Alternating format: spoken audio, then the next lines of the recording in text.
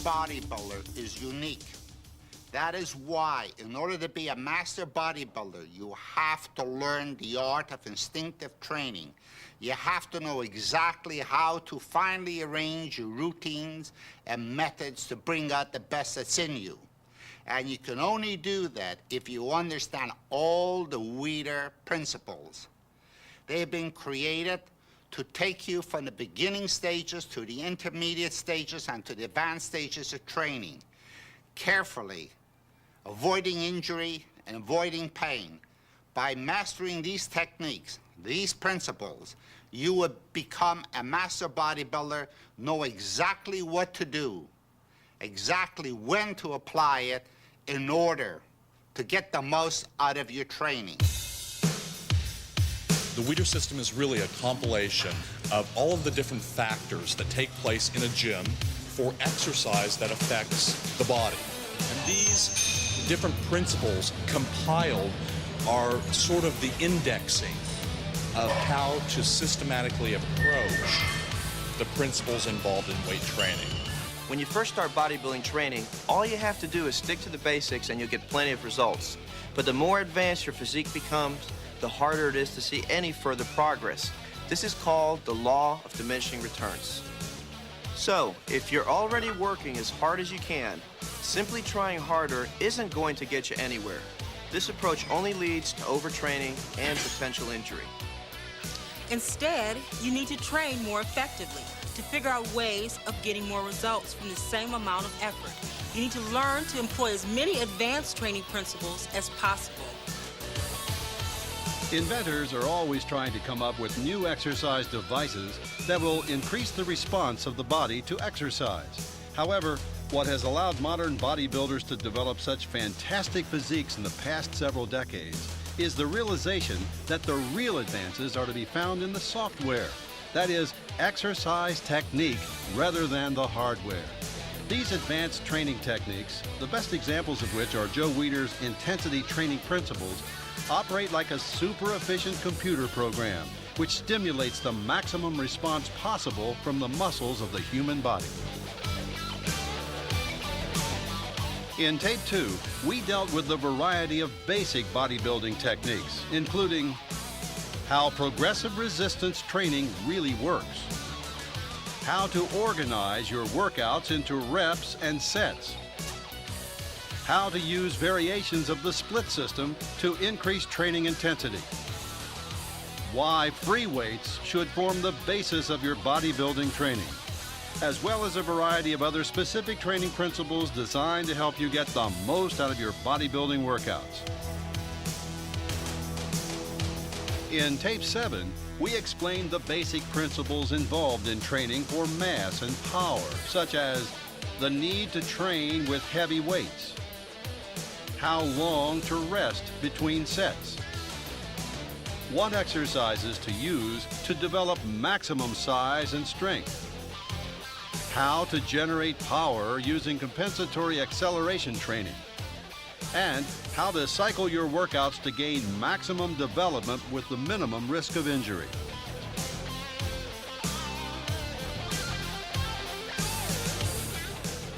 In this tape, we will be examining a variety of basic, intermediate, and advanced Weider intensity training principles.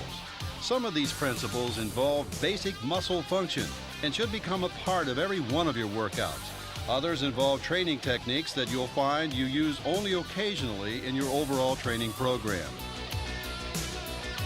But as the law of diminishing returns teaches us, if you keep doing the same thing in your workouts day after day, week after week, without sufficient variety in your training program, without finding ways to increase the intensity of your training so that you force your muscles to respond, you'll begin to get less and less results from the time you spend in the gym. You can only increase training intensity so far by lifting heavier or doing more sets and reps. At that point, something more is necessary in order to get the kind of muscular development for which you're working so hard. That's when you need the Weider Intensity Training Principles, the most effective set of training guidelines ever devised, which you'll find described in this tape.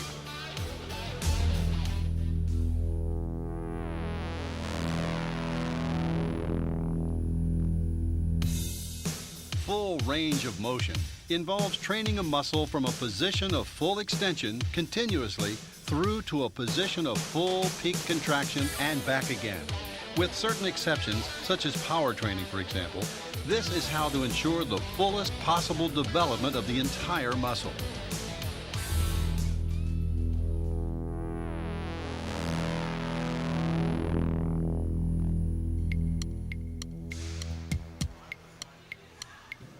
The principle behind isolation training is that you are working different elements in different areas of the body, and you want to work them as efficiently as possible. The isolation type movements are movements that tend to affect a muscle directly without a secondary muscle involved. In other words, when you're doing a pressing movement with the chest, the primary movement is going to go to the chest, but you're going to have a secondary movement involved with the tricep and also with the deltoid. Now, an isolation movement for the chest would be one that brings the arm across the body, a squeezing type of movement, where you are taking out the secondary type of movements. What we need to do is combine routines that are made up of compound and isolation type of movements to get the full benefit.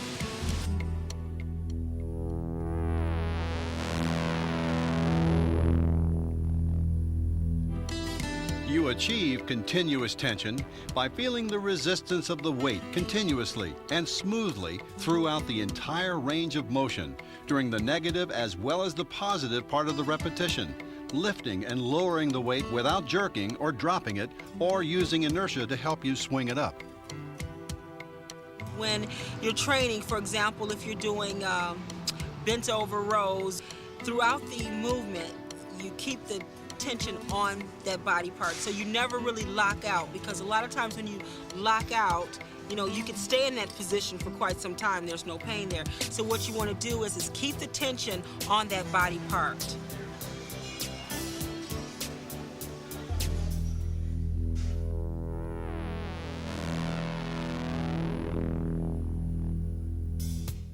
The point of peak contraction in a repetition is when you are at full contraction in an exercise and then make a special effort to crunch and flex the muscle, holding it in this position for a moment to achieve as full and intense a contraction as possible. The peak contraction technique is most useful in doing one-joint isolation exercises, such as triceps extensions, biceps curls, and leg extensions.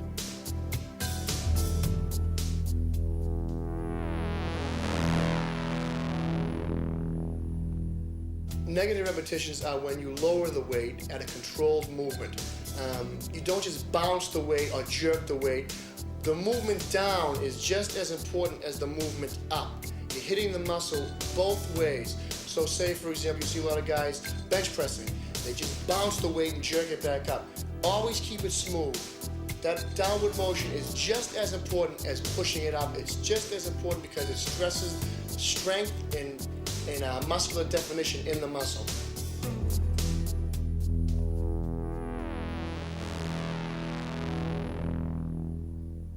Training to failure isn't the same as training to complete exhaustion. It simply means doing as many reps with a particular weight as you can until you're too tired to continue with any more reps with that weight without stopping to give the muscles involved time to recuperate.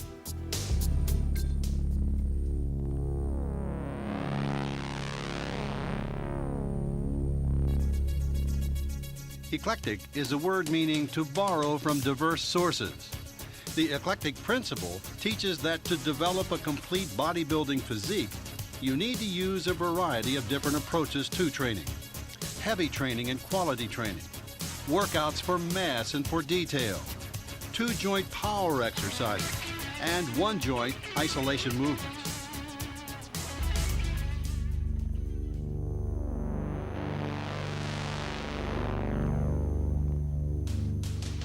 Priority training involves attacking your weaknesses by training weaker body parts on a priority basis.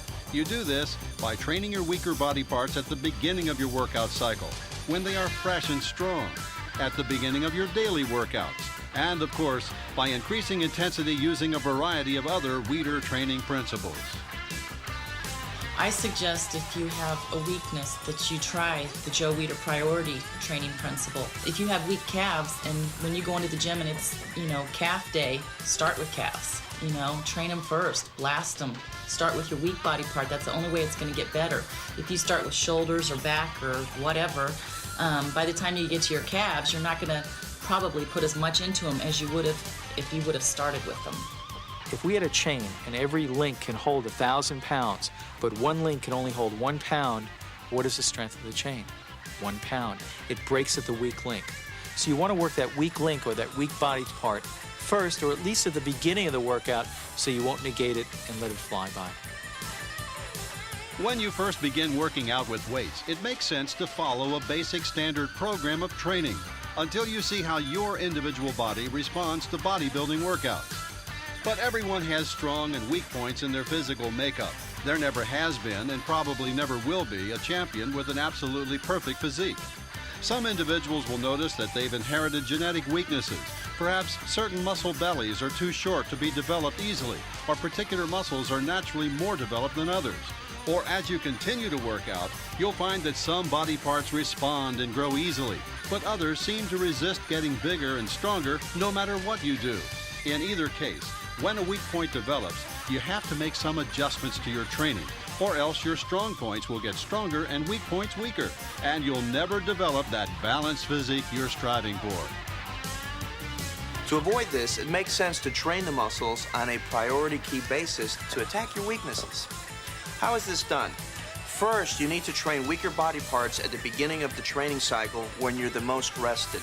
And you need to train them at the beginning of the daily workout, again, when you're at your strongest.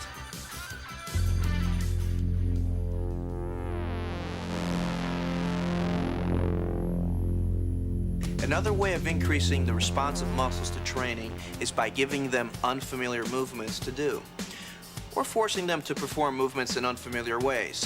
When a muscle gets used to a certain exercise, it tends to respond less than when it's given a new and unfamiliar movement to do. This is why a complete bodybuilding routine involves doing a variety of different exercises for each body part, changing the angles at which the muscles are worked, and using many different intensity principles to force the body to respond in new and unaccustomed ways. So what we do is we operate in a muscle confusion principle. Really takes into consideration a lot of the other principles in that you are mixing things up. You're doing low repetitions, high repetitions, giant sets, supersets, all these different principles that are just different from one time to the next. And the muscle kind of shakes its head and acts as they're kind of confused. I'm confused when the muscles. I do use the muscle confusion principle in a way that I may walk into the gym one day and not really know exactly the exercises I'll be doing that day. But to confuse myself, I'll try something a little different. Instead of, like the free weights, I'll use maybe a machine instead, and it feels different. Or go to a different gym and do a different exercise also in that way. It just feels different on the body and a different shock. The only secret I do is I mix it up. And people that look the same and stay the same, it's largely because they have a few favorite exercises and they don't want to change it, and they don't want to listen to anyone, and they don't want to try anything new. And I'm here to tell you that for me, trying things new, training in different gyms, training with different partners, wearing different kind of clothing just to keep things interesting, for me, keeps me coming back for more.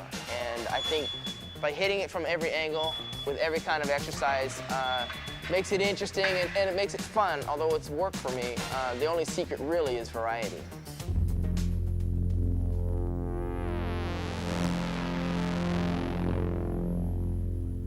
Flushing involves forcing as much blood into an area as possible to produce maximum growth. Flushing is really body part training. This is why bodybuilders train each body part individually.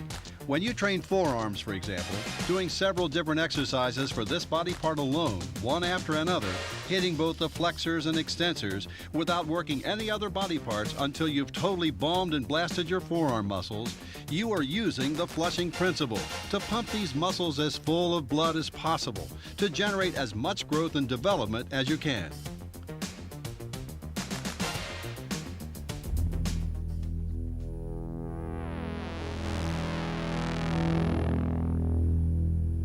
I use the Weider cycle training method where if I'm training my legs twice a week, I'll train them heavy the first time and then light the second time. This way I'm able to maintain the size that I have but shape what I have and make it more prettier.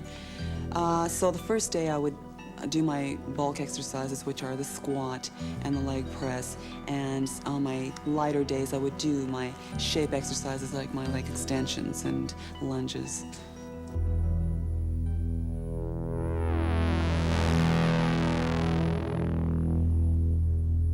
The Weider forced rep principle allows you to do more repetitions per set past the point of failure. For example, if we're doing the barbell curl and we're doing about 8 to 10 repetitions till you can't go anymore, but not resting, that's when you have your partner come in. And he'll give you that extra lift, not doing the exercise for you, but he'll give you the extra lift for a few more reps. And that's why they call it the forced rep. I myself consider this a very important part of bodybuilding. I notice I make my best gains when I do force reps.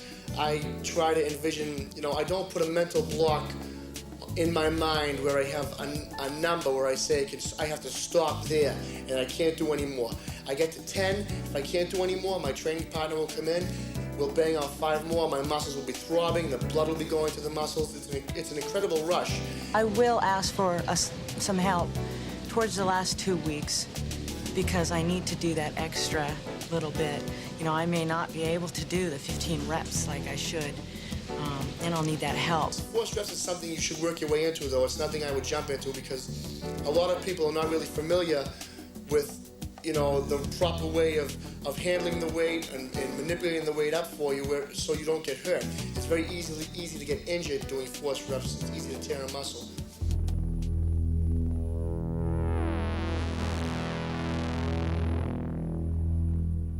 The Weider cheating principle involves using other muscles than the primary muscles you're training in an exercise, or using techniques like inertia, swinging the weight up to handle the weight that's a little too heavy for you to lift strictly, or to continue to do more reps at the end of a set when you're starting to get fatigued. For example, if I was doing barbell curls and I was doing 8 to 10 reps, and I wanted to get a few more extra reps, I'd possibly start swinging the weight to get the reps up. I would do the reps strictly as possible, and then towards the end of the set where I could no longer do the reps in strict form, maybe then I'd use a little bit of cheating technique just to get 1 or 2 more reps out past that point. When I start to feel the lactic acid in the muscle and feel the burning, I'll continue to push and do maybe 3 repetitions, cheating. So if you don't have a training partner there to assist you in getting the weight up, you cheat by maybe doing a little rock or a little movement to get that weight up. And also, some exercises, it's not practical for your training partner to use force reps. If you're doing bent over rows with 300 pounds, he's not going to get underneath and give you force reps. So you're going to have to cheat a little bit by pulling with your lower back and your legs just to get 1 or 2 more reps out. But it's very effective, and it's kind of what you do when you don't have your training partner there. But I wouldn't use the cheating, from rep 1. I wouldn't do that. I believe in isolating the muscle as much as possible.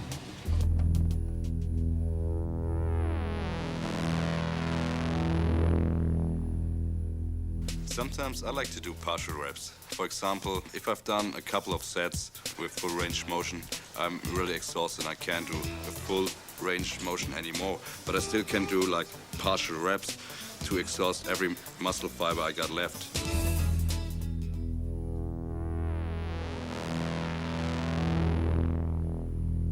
The Burns principle is when you do a complete set, full range of motion, then doing partial repetitions, forcing more blood and oxygen into the muscle. Once more on each arm.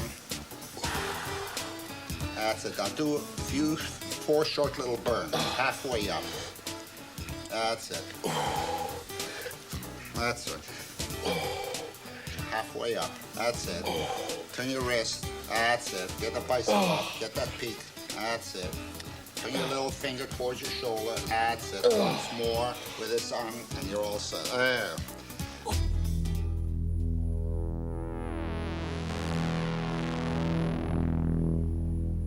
I believe in the drop set system also. That's something where, say I was going to use, say, a 45 or 50-pound side lateral. I would do 10 reps with that movement, and as soon as I was done, I would go right to the 45s and do another, say, 6 reps or as many reps as I can do, and then go on to a lighter weight of, say, 40 or 35 and get as many reps as I can.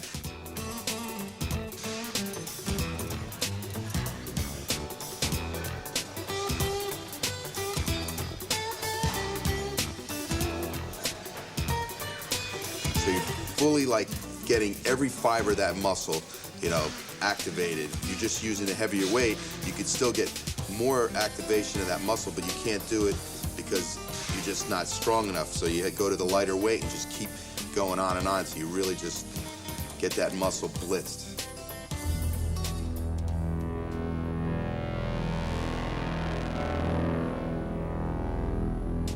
The Weider speed principle, also known as compensatory acceleration, is an important power training technique discussed in greater detail in Tape 7.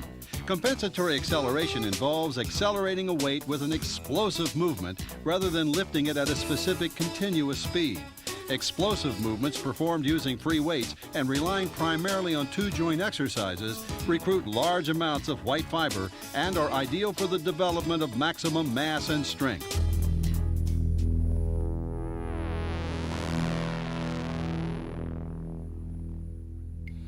One of the most valuable Weider principles is the pre-exhaustion principle.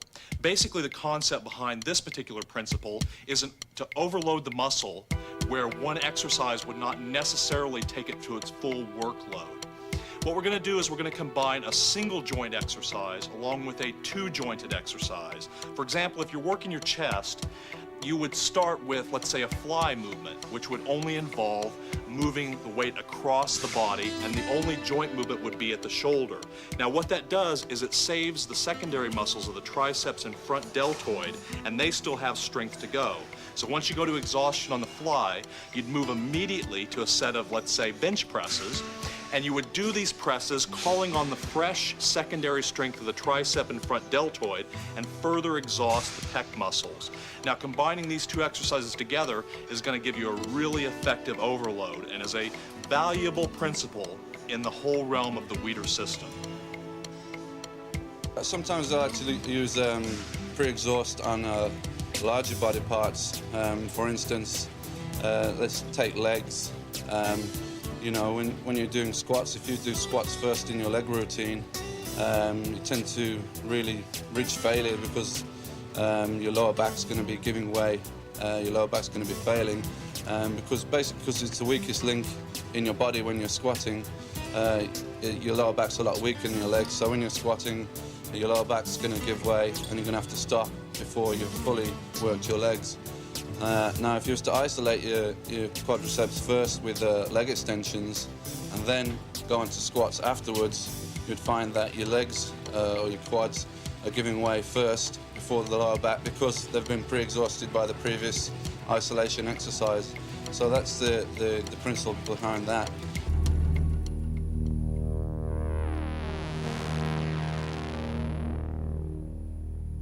Another principle you should use in your training is the Weider staggered set principle. That is, taking a minor muscle group, working it in with a major muscle group, such as training the calves with the chest. Say you're doing chest, you would do bench presses.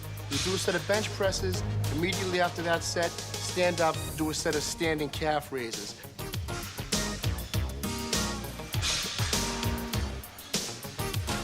Again, go back to the chest area again, doing the bench presses. Then do the calf raises once again. This, in turn, works that calf muscle more than just, say, working it on one separate day during the week.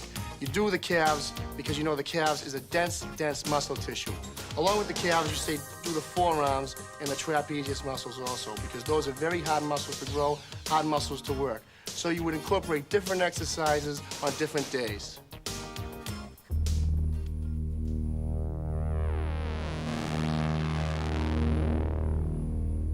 Yeah, I use the rest pause principle in order for my body to adapt to using heavier weights.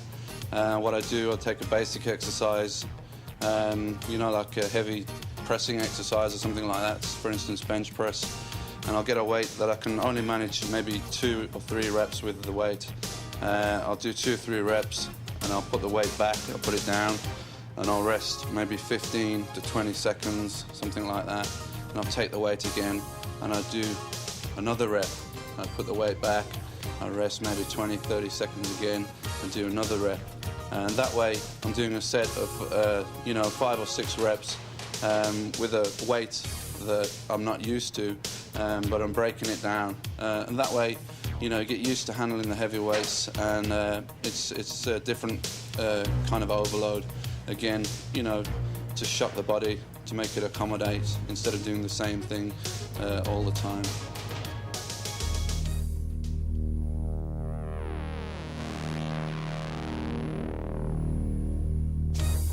There's more to muscle development than fiber size. Muscle mass is also a matter of mitochondrial mass, capillary development, and glycogen storage.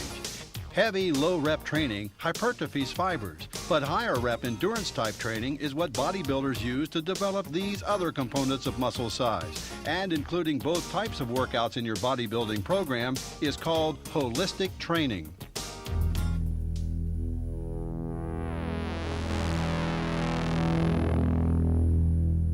The concept behind pyramiding, the pyramiding principle, is the idea of beginning with a warm-up set on a particular exercise, taking one exercise, starting at a lighter level to warm the muscle up, and then progressively building the amount of weight, one set after the next, up to the top.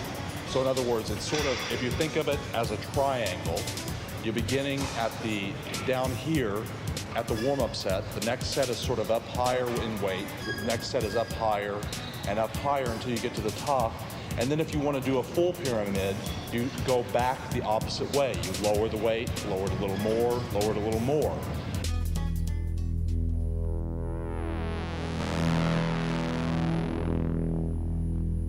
Ideally, the best way to train a muscle is along a direct line, starting at the point of origin and going to the point of insertion. Not all muscles can be trained this way, however. Some muscles absolutely have to be trained from different angles. Take the legs and the back, for instance. They aren't one muscle group each, but are composed of several different muscles, all working in cooperation and each having a slightly different function. Doing leg presses with your feet out front or toes out to the side changes which leg muscles are primarily involved in the movement. Doing wide grip or close grip rowing exercises likewise involves different back muscles to a greater or lesser degree. The pectoral muscles have a single point of attachment under the delts, but multiple points of origin. So it's necessary to do flat incline and decline exercises to achieve full pectoral development. When you train the upper back, different movements involve the lats, rhomboids, the traps, and the rear delts to differing degrees, so a great many different exercises are needed to work on each of those areas fully. Some muscle groups are much simpler, such as triceps and biceps. Bodybuilders do a variety of different exercises for these muscles, but the reasoning here is less to achieve a fuller development than it is to confuse the muscles, make them do unfamiliar movements, to achieve a greater intensity of response.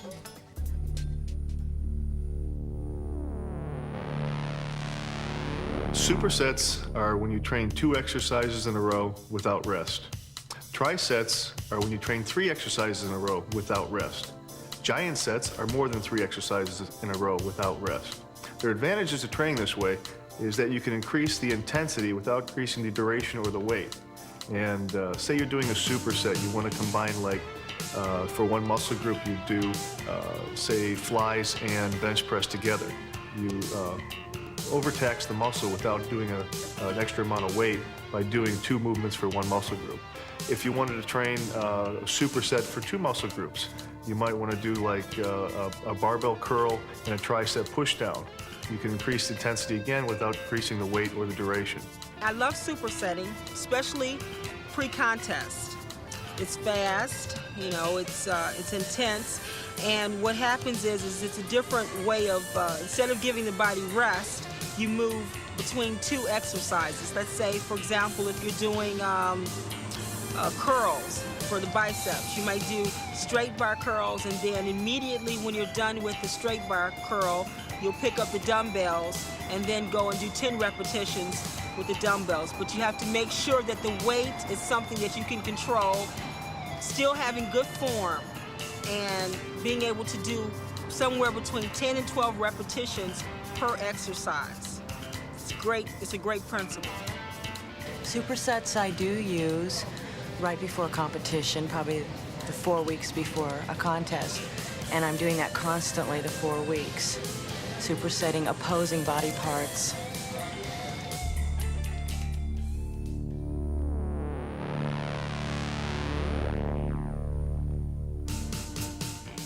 The isotension principle creates the ultimate in muscle control. You do this by flexing the muscle when you aren't training it, posing and flexing between sets in the gym, or in posing sessions in which you flex your muscles at peak tension for 3 to 6 seconds at a time to bring out maximum definition and separation. The isotension principle, what I'm trying to get you guys to understand is that you need to flex the muscle. You need to squeeze the muscle every time after your sets, for example. If you're preparing for a competition, the same thing. You want to pump all the glycogen back into the system, okay? By flexing after each set, holding that pump, you strengthen the muscle, you harden the muscle. It gives you that fine, polished look, especially during your competition preparation period. So get that in mind. Isotension movements, it really works, and that's what you need.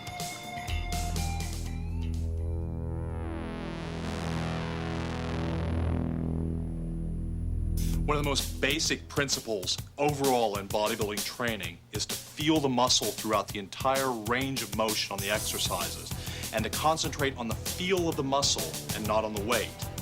If you're really concentrating on the feel of the muscle, you'll always know when the exercises are effective.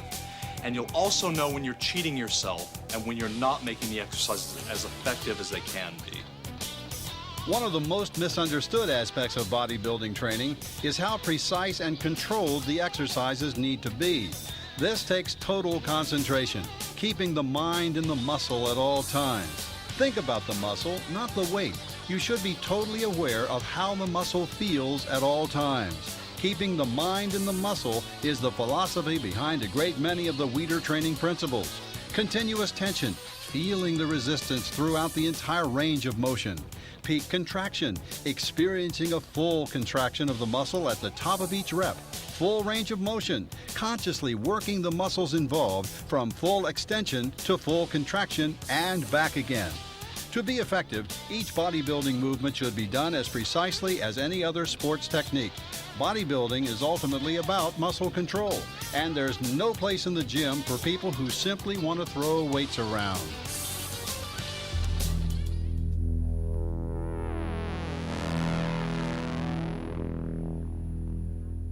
When you've been training as long as I have, you learn to concentrate and you learn to train for feel. You instinctively know what's right and what's wrong. Usually with beginners, this isn't the case because you haven't learned to train for feel.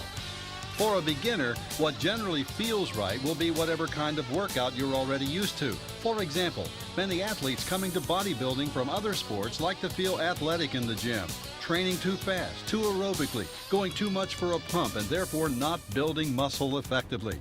Weightlifters and other power athletes, on the other hand, often err in the opposite direction, training too heavy and slow with too few isolation quality exercises in their training programs. If you keep your concentration and put your mind in the muscle, you'll get better and better at instinctively knowing what's best for you. However, this is not an absolute guide. Every athlete can benefit from additional coaching and guidance. Bodybuilders who are really in tune with their body should know when they're not getting the right feeling and seek additional guidance from a qualified source. But when you're doing individual muscle groups, they have to be strict. They gotta be from beginning to end total contraction, and your mind has to be focused into the movement of the muscle. Bodybuilders and powerlifters get out of their workouts what they put into it. Bodybuilders don't need to be doing 3, 2, or 1 rep sets. Instead, use a variety of Weider training principles to increase the intensity of stimulus to the weaker body parts. Finally, don't overtrain weak areas. training longer and harder will not necessarily give you the development you need. Weak points need lots of rest and recuperation. So, aim at training weak points more efficiently rather than just training them harder. Now that my champions has shown you how to use the Weider principle, be patient. There's about 30 different principles that form the basis of the Weider system and the basis for your success in bodybuilding. Be patient, study them, apply them. You are going to achieve exactly what you want through the use of these principles.